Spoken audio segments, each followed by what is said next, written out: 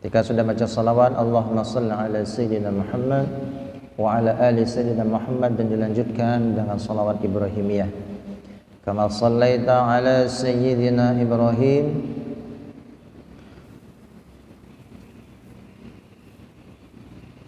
yang artinya seperti barang yang telah engkau anugerahi rahmat atas penghulu kami Nabi Ibrahim, wa ala ali Sayyidina Ibrahim, dan atas keluarga penghulu kami Nabi Ibrahim,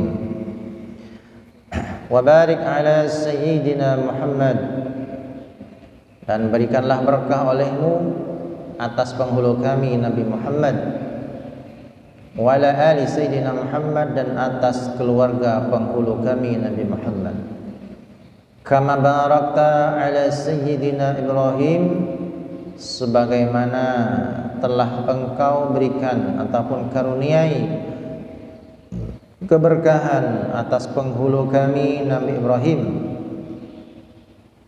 wa ala ali Sayyidina Ibrahim, dan atas keluarga penghulu kami Nabiullah Ibrahim, fil alamina innaka hamidum majid, dan di dalam sekalian alam bahwasanya engkau jua yang dipuji lagi yang amat elok ataupun indah. Allahumma ghfirli ma qaddamtu wa ma akhartu wa ma asrartu wa ma asraftu wa ma anta a'lamu bihi minni.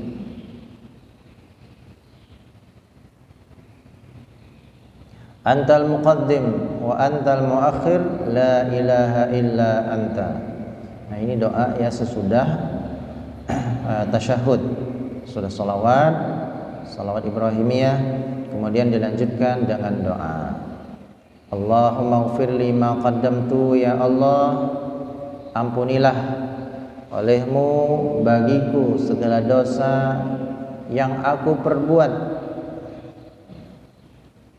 yang terdahulu, qaddamtu yang terdahulu, dosa-dosaku yang terdahulu, wa ma akhartu, dan dosa-dosa yang aku gawi, yang aku perbuat, akhartu ya, yang di kemudian ataupun yang sesudahnya.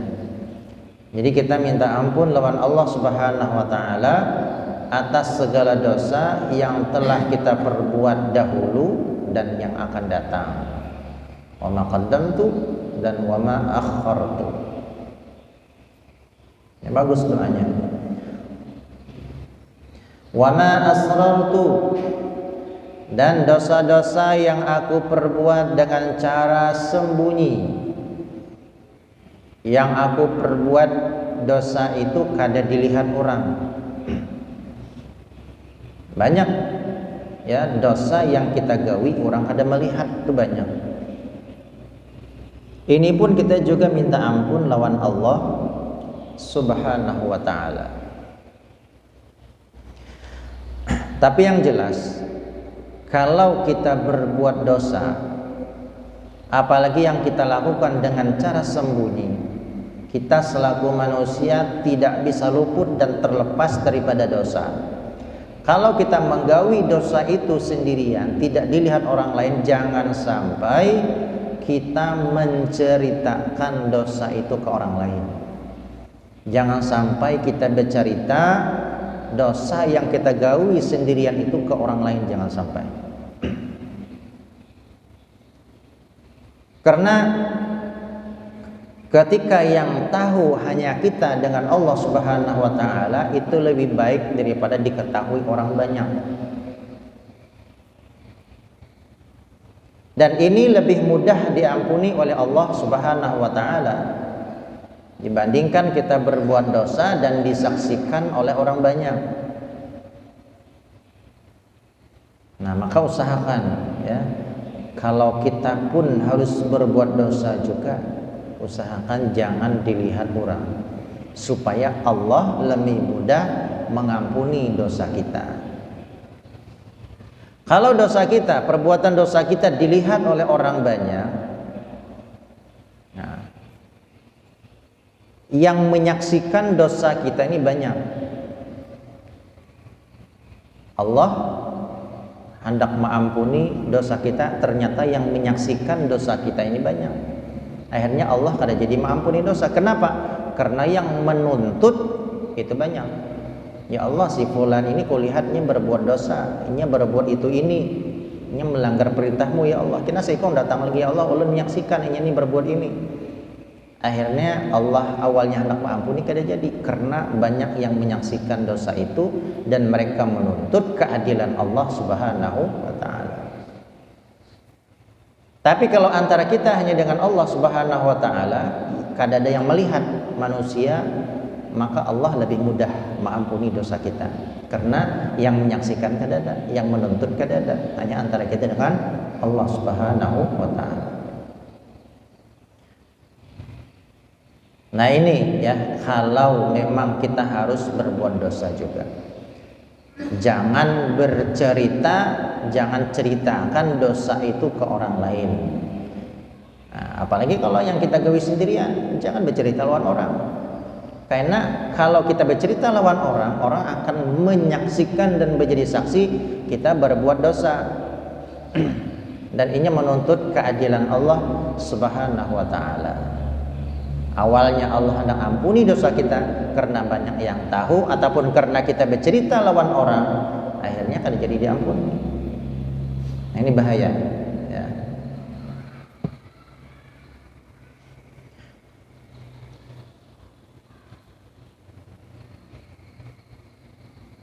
Dan kita pun juga selaku manusia, selaku hamba Allah Subhanahu wa taala, kalau melihat orang berbuat dosa, ya, melihat orang berbuat dosa dan inya ini kada suka dosanya itu disebarkan ke orang lain, maka jangan kita sebarkan ke orang. Nah, kalau kita melihat orang berbuat dosa dan orang ini kada katuju dosanya disampaikan ke orang lain, diceritakan ke orang lain, maka jangan kita ceritakan ke orang. Itu namanya ghibah, menyebut kesalahan ataupun kejelekan orang lain. Kan dua manusia itu ada dua macam ketika dia berbuat dosa. Ada yang dia pamer dengan dosanya, ada yang kada pamer tapi ketahuan orang. Ya, adiknya berbuat dosa, inya kada hendak melihatkan ke orang tapi kelihatan orang, ketahuan orang. Nah, yang kayak ini jangan diceritakan ke orang. Tapi kata ulama, yang boleh kita ghibah, kita sambat itu ke orang lain, yang kita ceritakan ke orang lain adalah orang yang bangga dengan dosanya, orang yang pamer dengan dosanya. Nah, yang kayak ini kada apa? Karena inya katuju dosanya itu dilihat orang. Nah, yang kayak ini kada apa kita sampaikan. Tapi ini pun dengan tujuan kita menyampaikan ke orang lain itu sebagai pembelajaran bagi kita. Bukan untuk menjelekkan orang lain, tapi pembelajaran bagi kita. Ini sikap kita kalau kita melihat orang berbuat dosa. Kita lihat sikonnya. Orang ini ketika dia berbuat dosa pamer apa kada? Kalau inya sudah berusaha melindungi perbuatan dosanya ternyata ketahuan orang, maka jangan sampai diceritakan ke orang lain. Walaupun orang tersebut berbuat zina, bepatah bersembunyi berbuat zina, akhirnya ketahuan orang. Nah, berarti ini kada hendak diketahui orang dosanya. Maka yang dalam hal ini jangan sampai dibeberkan aibnya, diceritakan ke orang lain. Ini sikap kita antara sesama muslim, menutup aib sesama. Supaya apa? Supaya dosanya itu lebih mudah diampuni oleh Allah Subhanahu wa taala ketika orang kada banyak yang menyaksikan perbuatan dosa itu. Tapi kalau banyak yang menyaksikan dosanya, perbuatannya, maka Allah ngalih hendak mengampuni, banyak yang menuntut, banyak yang menyaksikan.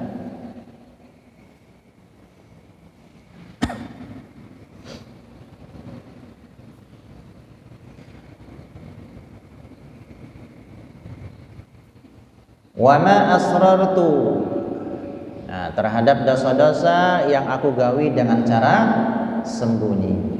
Wa ma a'lantu, dan dosa-dosa yang aku gawi dengan cara terang-terangan,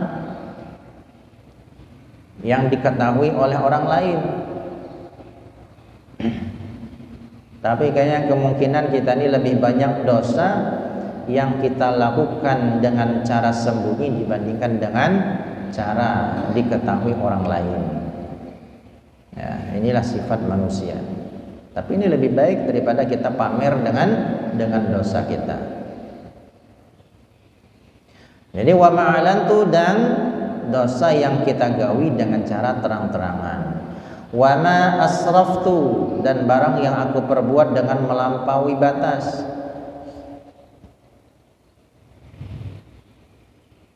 Ya, yang aku gawi, minta ampun lawan Allah segala dosa yang kita gawi secara sembunyi ataupun terang-terangan, dan yang kita gawi yang sekiranya gawian itu melampaui batas agama, itu pun adalah perbuatan dosa.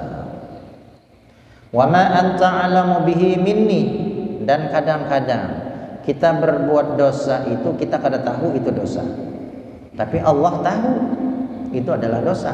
Ini maksudnya wa ma anta a'lamu minni, dan engkau lebih mengetahui daripada aku ya Allah terhadap dosa yang aku gawi. Kita mengira ini perbuatan baik karena kita kada sampai ilmunya, tapi menurut Allah itu dosa, maka itu pun kita minta ampun lawan Allah Subhanahu wa ta'ala.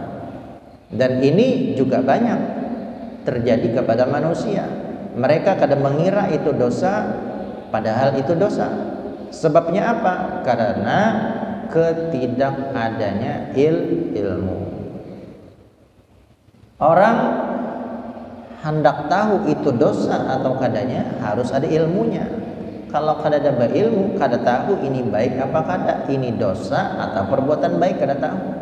Maka itulah pentingnya ilmu.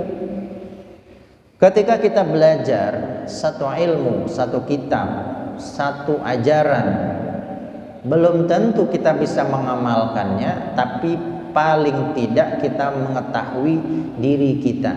Yang kita gawi ini salahkah ada? Yang kita gawi ini sudah bujur apa belum? Oh, ini adalah dosa, kita tahu ini dosa.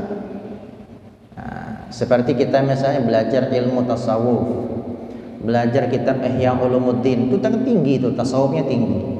Tidak semua orang bisa mengamalkan isi kandungan dalam kitab Ihya Ulumuddin. Tapi setidaknya kita belajar, kita bisa mengetahui bahwa yang kita lakukan sampai sekarang ini masih banyak yang salah, masih banyak yang kurang, sehingga kita menyadari atas kekurangan diri kita dan kita bertobat kepada Allah atas dosa yang kita gawi, walaupun masih belum bisa kita mengamalkan. Nah, ini kelebihan orang yang berilmu itu di situ. Inya tahu kalau inya berbuat dosa. Beda dengan orang yang kada berilmu, maka inya kada tahu inya sedang berbuat dosa, ini lebih bahaya. Kalau dia tidak mengetahui dia sedang berbuat dosa, maka tidak ada kesempatan untuk bertaubat kepada Allah karena dia merasa semua perbuatannya itu adalah benar. Tapi kalau kita berilmu, ya, kita menggawi ini salah. Walaupun kita gawi dosa itu, tapi kita sadar ya Allah ini adalah dosa yang ulun gawi. Kita satu umat bergawi dosa lagi, ya Allah ini dosa lagi yang ulun gawi. Berarti kita tahu nih kita sedang berbuat dosa. Kalau kita tahu dan sadar, maka ada kesempatan untuk bertaubat kepada Allah Subhanahu wa ta'ala. Makanya kata ulama, ketika kita berbuat dosa, jangan sampai kita merasa dosa itu dihalalkan oleh Allah Subhanahu wa ta'ala.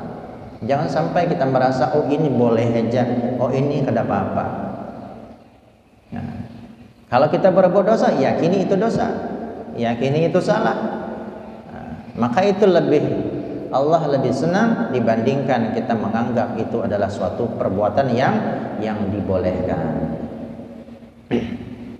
Pokoknya perbuatan apa saja yang kita gawi hari-hari, kalau itu memang melanggar hukum agama, melanggar syariat, jangan sampai dihalalkan, jangan sampai dibolehkan. Karena kalau kita membolehkan, menghalalkan apa yang diharamkan oleh Allah, maka murka Allah sangat pedih. Allah sangat murka kepada orang yang menghalalkan apa yang diharamkan oleh Allah Subhanahu wa taala. Makanya ini semuanya harus berdasarkan ilmu. Kelebihan orang berilmu di situ. Apalagi dia bisa mengamalkan ilmunya. Ya. Al-alim, al-amil bi'ilmi. Orang yang alim berilmu mengamalkan dengan ilmunya. Ini lebih lagi tingkatannya. Apalagi dia orang yang mukhlis. Ya. Orang yang berilmu mengamalkan wal mukhlis dan ikhlas karena Allah Subhanahu wa taala. Dan ini yang kita kejar tuh di situ. Kita berilmu, mengamalkan dengan ilmunya dan ikhlas dalam beramal itu. Tapi setidaknya ketika kita belajar, mendengarkan suatu kajian, hadir ke majelis alim, niat untuk ya belajar, menghilangkan kebodohan kita, ya niat nih menghilangkan kebodohan. Selain daripada melaksanakan perintah Allah, perintah Nabi, niat menghilangkan kebodohan kita supaya ini kita kada bodoh dalam agama. Arti bodoh itu apa? Kada tahu ini dosa kah pahala, ini baik kah buruk kah, kada tahu. Nah, jelas kita berniat menghilangkan kebodohan dan selanjutnya niatkan untuk mengamalkan. Niat barang walaupun ketika kita mendengar belum bisa saat itu untuk mengamalkan, tapi niat mengamalkan. Mudah-mudahan suatu saat diberikan kemudahan oleh Allah Subhanahu wa taala untuk mengamalkan. Dibandingkan dengan orang yang tanpa ada niat sama sekali. Hadir majelis hanya sekedar hadir tanpa ada niat untuk mengamalkan. Maka orang yang kada ada niat ini sangat sulit untuk terwujud. Amalannya itu sangat sulit. Nah, jadi niatkan, walaupun kada kau mengamalkan saat itu, tapi berniat barang. Karena niat kita dalam kebaikan itu, walaupun kada kau menggawi, itu sudah dapat satu pahala karena niat kita yang baik. Makanya dalam niat yang baik itu banyaki, walaupun kada kawa. Niat bersedekah, niat membantu orang, niat berbuat baik, niat berbagi ilmu, niat untuk mengamalkan ilmu. Nah, kalau kita berniat ini walaupun kada tagawi, kada terwujud, itu sudah dapat pahala. Satu niat, satu pahala. Dapat menggawi, pahalanya lebih lagi. Kada menggawi aja dapat pahala sudah. Kalau niat yang baik kita dalam sehari itu ada 10, maka dapat 10 pahala dari niat itu aja. Kalau kita mau menggawinya, lain lagi, pahalanya lebih banyak.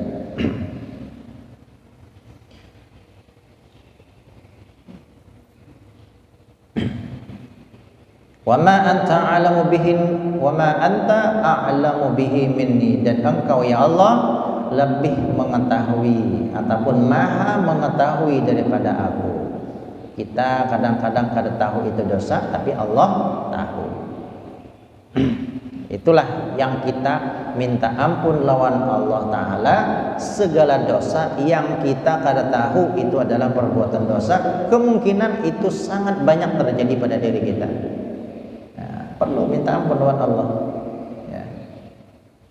Jadi dosa yang kita ketahui dibandingkan dosa yang tidak kita ketahui, kemungkinan dosa yang kada ketahui itu lebih banyak daripada yang kita ketahui.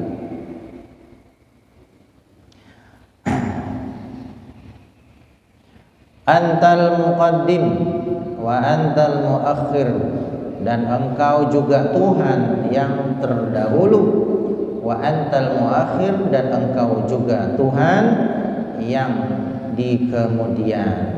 Antal muqaddim yang terdahulu dan yang terakhir kemudian.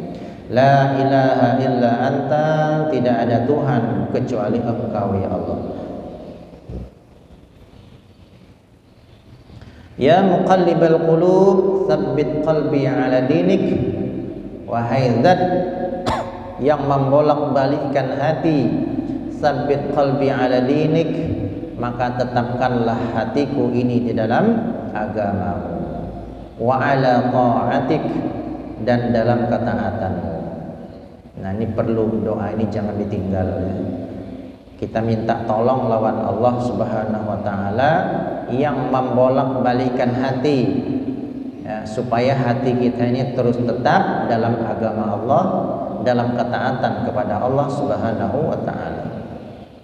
Karena di dalam kitab An-Nasaih Ad-Diniyah disebutkan Al-Imam Abdullah bin Al-Haddad, kata beliau bahwasanya bolak-baliknya hati ini lebih cepat daripada buihnya banyu di lautan ya, buih air yang menggurak itu habis timbul buihnya hilang, timbul lagi buihnya hilang, langsung kan buihnya itu. Maka bolak-baliknya hati itu lebih cepat daripada buih yang pada air yang sudah menggurak tadi, air yang mendidih. Maka kalau ada pertolongan Allah, hati kita ini gampang benar bolak-balik. Makanya sekarang beriman, paginya beriman, sorenya sudah kufur. Ya, sorenya kufur, paginya sudah sorenya beriman, paginya sudah kufur. Dan ini akan banyak terjadi di akhir zaman.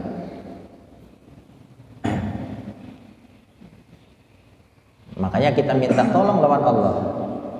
Sedangkan kita tidak punya daya upaya untuk menahan hati kita, itu kada ada daya kita kecuali atas pertolongan Allah Subhanahu wa taala. Ya muqallibal qulub, tsabbit qalbi ala dinik wa ala ta'atik.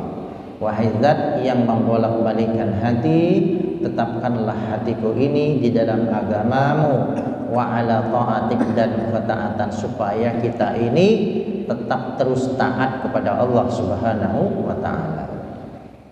Ya, jadi bukan hanya taat sementara aja, salawasan, mudah-mudahan taat lawan Allah, yaitu husnul khotimah. Ada orang yang awalnya taat, di akhirnya ya kufur kepada Allah.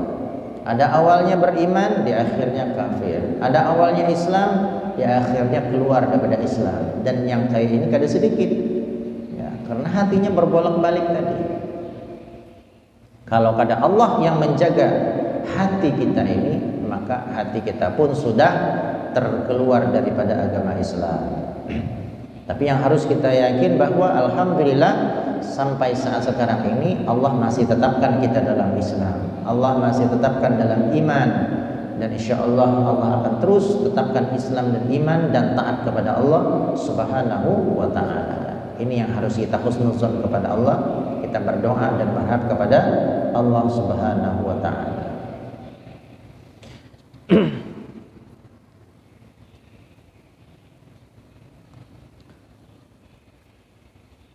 Allahumma inni a'udzubika min azabil qabri. Ya Allah, aku berlindung kepadamu min azabil qabr, daripada azab kubur, wa fitnatihi, dan fitnah kubur itu, wa min azabin nar, dan daripada azab neraka ya. Makanya jangan sampai ada yang kada hafal doa ini. Jadi setiap kita usahakan amaliyah, setelah tasyahud, setelah baca salat, baca doa ini ya. Sangat bagus sekali, minta perlindungan kepada Allah daripada azab kubur, daripada azab neraka, daripada fitnah kubur. Orang yang selamat di kuburnya daripada azab kubur, insya Allah sesudahnya akan selamat. Jadi kubur ini adalah awwalu manzilin min manazilil akhirah, tempat pertama daripada tempat-tempat di akhirat. Artinya kalau di dalam kubur kita mendapatkan nikmat, sesudahnya kita pasti dapat nikmat Allah. Tapi kalau di dalam kubur kita sudah mendapatkan azab, maka sesudahnya kita pun akan diazab juga. Jadi penentunya di alam kubur. Makanya ya Sayyidina Utsman bin Affan ketika lalu ke kuburan sedih menangis. Kenapa? Karena beliau yakin kuburan ini adalah tempat penentu bahagia apa adanya nanti kita di akhirat. Kalau kita dapat nikmat dalam kubur, sesudahnya akan mendapatkan keselamatan. Tapi kalau sudah dalam kubur kita disiksa oleh Allah, maka sesudahnya pun kita akan disiksa oleh Allah. Makanya ketika kita mengantar orang ke kuburan, ambil pelajaran di situ. Apa pelajarannya? Kita pun nanti akan masuk ke alam kubur ini. Ya, kita pun akan merasakan apa yang mereka rasakan para penghuni kubur. Sama, kita akan merasakan juga. Makanya di dalam agama Islam kita disunnahkan mengantar orang ke kuburan itu, di hikmahnya ya di situ, supaya kita bisa mengambil pelajaran, supaya kita ingat dengan kematian. Nah, karena pelajaran yang paling bagus, ya, papadahan yang paling bagus, nasihat yang paling bagus adalah mengingat kematian. Kalau orang itu ingat mati, sadar akan kematian, maka insya Allah dia tidak akan tamak dengan dunia. Dia akan punya rem yang kuat untuk berbuat maksiat, dan punya rem yang kuat untuk cinta kepada dunia. Tertahan karena ingat kematian tadi. Maka banyak sekali pelajaran yang bisa kita ambil terhadap kuburan. Makanya kita disunahkan mengantar orang ke kuburan. Ambil hikmahnya di situ. Ya, kayak apa kalau kita yang dibuat orang ke dalam kubur itu kayak apa? Mampukah kita menjawab pertanyaan mungkar dan nakir? Selamatkah kita? Adakah jaminan kita selamat daripada azab kubur? Kalau ada jaminan, nyaman. Kan ada jaminan kita. Sedangkan orang yang masuk ke dalam kubur itu, pertama kali dia akan dihimpit oleh bumi, sampai-sampai dalam riwayat itu tulang sebelah kanan akan berpindah ke sebelah kiri, saking kuatnya himpitan bumi. Ya, tulang kita yang sebelah kanan berpindah ke sebelah kiri karena himpit bumi tadi, dan setiap orang merasakan itu. Ya, apa kalau kita masuk ke dalam situ dihimpit bumi, kayak apa rasanya? Sehingga kalau kita sadar ya, terhadap azab kubur, dahsyatnya fitnah kubur itu, maka kita akan berkurang maksiat kepada Allah Subhanahu wa ta'ala.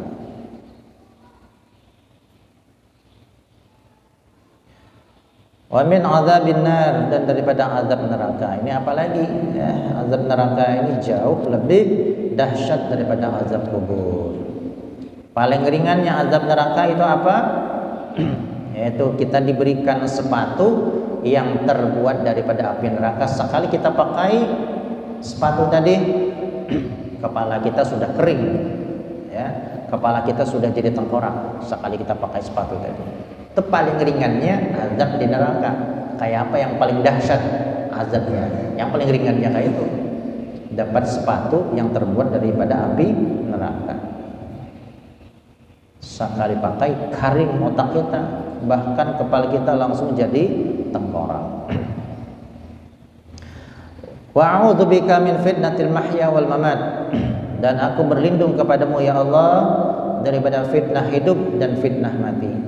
Wa min fitnatil masiihid dajjal, dan aku berlindung kepadamu ya Allah daripada fitnahnya dajjal. Ya, fitnah masiihid dajjal.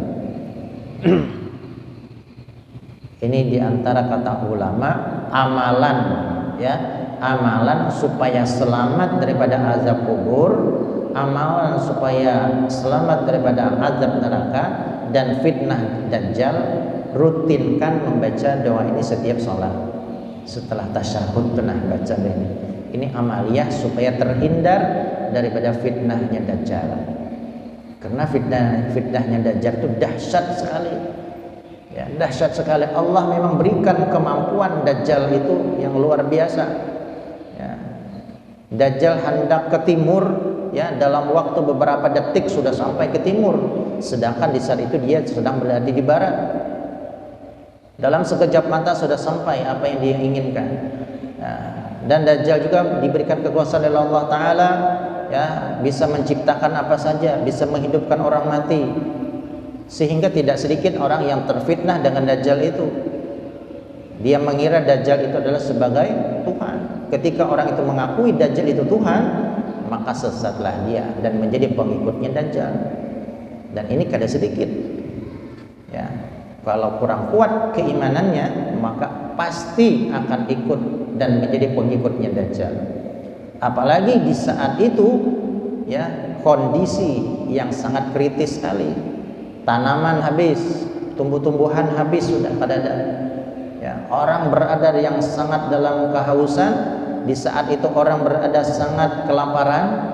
Datang Dajjal membawa makanan, datang Dajjal membawa minuman yang segar. Kata Dajjal, kalau hendak minum ini, mau makan ini, engkau harus mengakui aku sebagai Tuhan. Nah, jadi kada sedikit orang yang menjadi pengikut Dajjal karena kada tahan lapar, kada tahan haus. Belum lagi dengan ancaman Dajjal, kalau tidak ikut, Dajjal akan dimasukkan ke dalam apinya Dajjal, ke dalam nerakanya Dajjal. Maka banyak lagi orang takutan. Maka na'udzubillah, kita berlindung kepada Allah.